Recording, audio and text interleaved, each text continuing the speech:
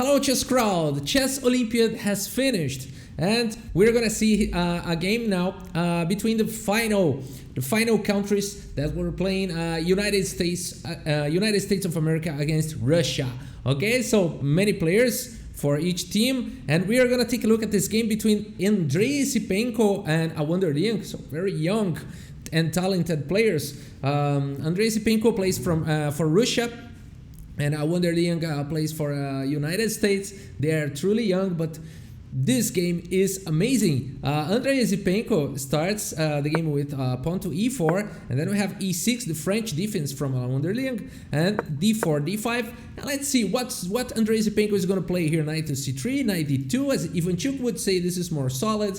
But here, Andrey Esipenko chooses the advanced variation, e5. And when you play the advanced variations against the French, people are going to target, your opponent is going to target here on d4 with c5, knight is c6, and queen to b6, and put all the pressure here on the d4 pawn and also on b2 pawn. So c5 was played by Awonder Liang, c3, knight to c6, knight f3 defending the pawn, and queen to b6, already putting a lot of pressure here, and a3, a very important move against this line in the French defense. You always want to play a3 and b4 and stop the pressure here on the queen side.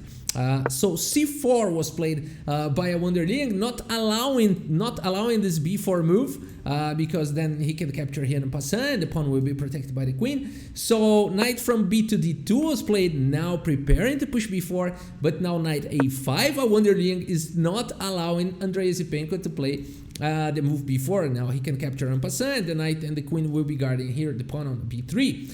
So Andrey Esipenko now says, okay, come on, you're putting too much attention here. I'm just gonna play something else. And then he plays h4, the move, the Alireza Firuja move. Every time a player makes a move like h4, I used to say this is a Alireza Firuja move because it's kind of signature from Alireza Firuja. So very interesting idea here from Esipenko. He just completely puts the attention on the other side of the board by playing h4. And the game continues with bishop to d7, and now rook h3, very strange looking move.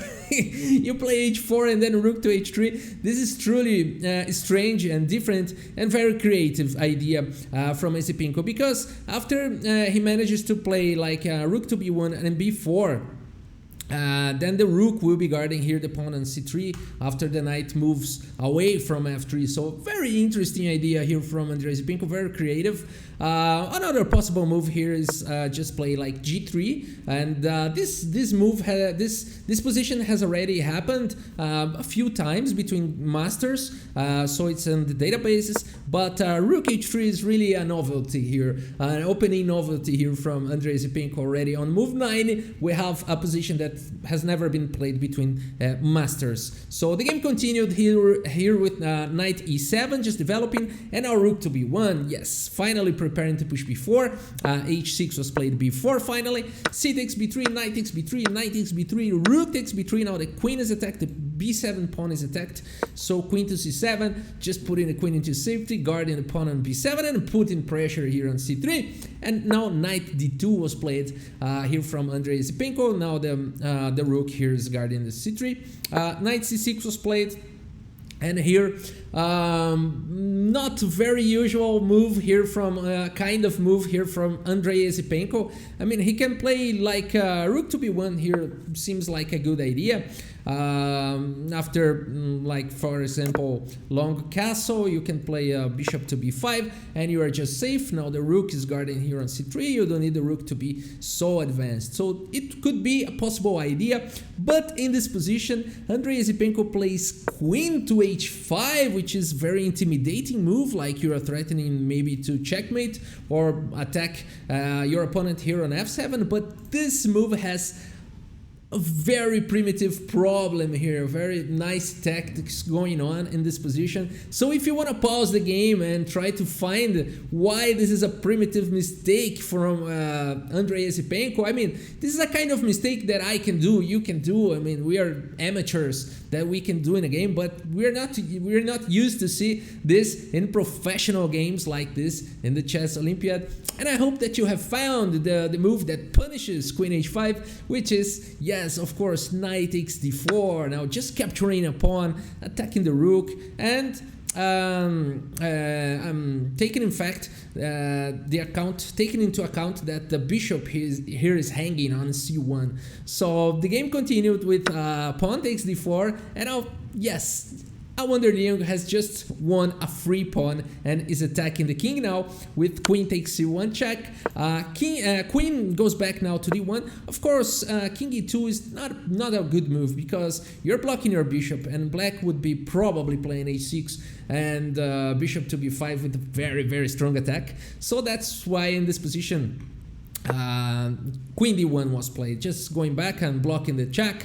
Queen takes d1, king takes d1, and now that's the question: can Awonder Liang win this game? Can he like carry this small advantage of one pawn, one extra pawn? Can he take this advantage to a victory? So let's take a look at that.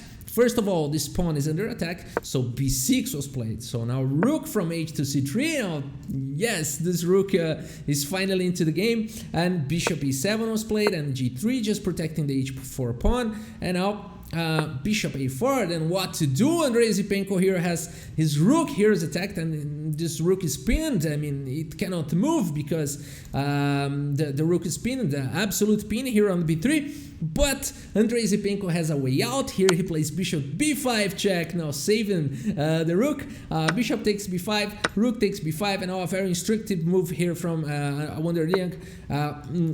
King to d7. Now just connecting rooks and ready to fight for the c column. And now the king is guarding c6 and c7. The game continued with rook from b to b3 and rook from a to c8, king c2, and now let's exchange both rooks. Rook takes c3, rook takes c3, and rook c8, just forcing another exchange. Rook takes c8, king takes c8, and we have this end game where Awonder Liang has one extra pawn. He's holding this advantage. Can he win with this little advantage? King to b3 was played, king b7, h5, and now g6. And here g4, protecting the pawn.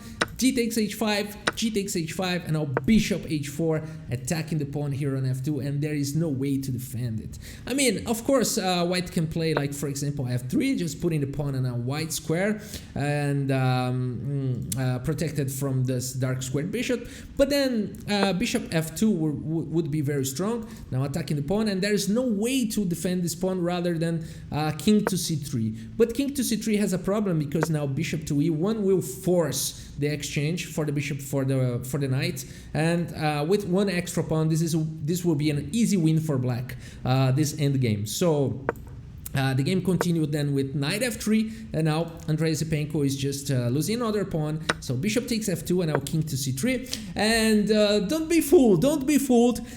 This is not completely winning still.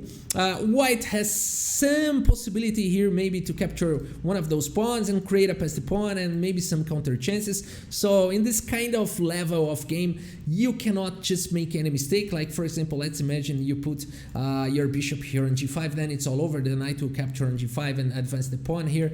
And so you really need to not mess it all up.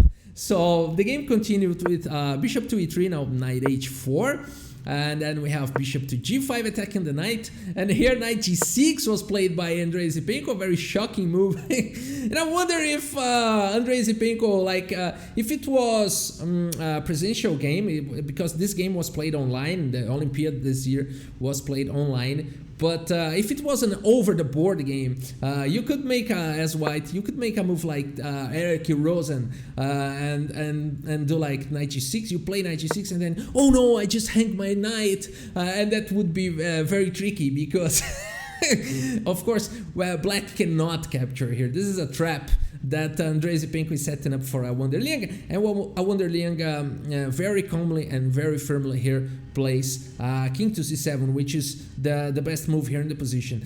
You cannot capture this knight because of pawn takes on g6, and you cannot stop this pawn because the bishop has no access to the f6 square.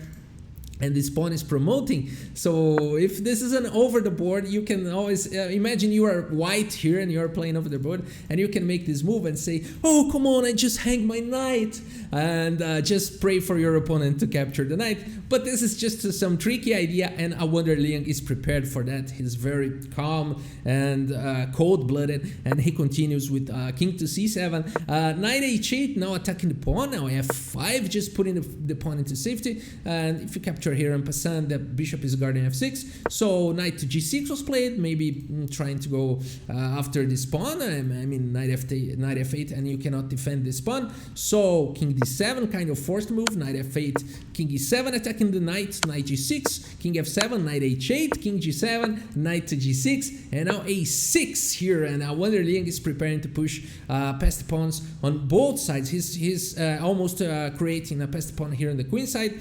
So a4 was played, f4 advancing the passed pawn, and king to d2, and now b5 creating the passed pawn, and after a takes b5 and a takes b5, in this position, Andrey Esipenko resigns the game. A beautiful victory here from Awonder Liang.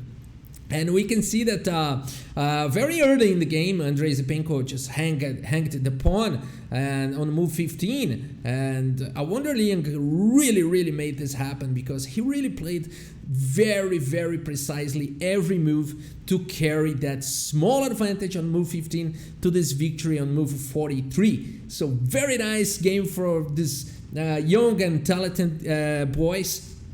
And let's take a look at the report on chess.com for the stats. And so here we got it. Okay, so 93.2% accuracy here for Andrey Esipenko, and 98.9% precision here for Awonder Liang. Awonder Liang was more precise for sure in this game, and we can see the graph shows exactly that. So move 15, Andrey Esipenko hangs a pawn, and it's just over. Awonder Liang make no inaccuracy, no mistake, no blunder, no missed win. He just plays perfectly from there to the end and carry that small advantage to the victory. So a very beautiful game. I hope you have enjoyed it. Thank you so much for your audience, and see you next video.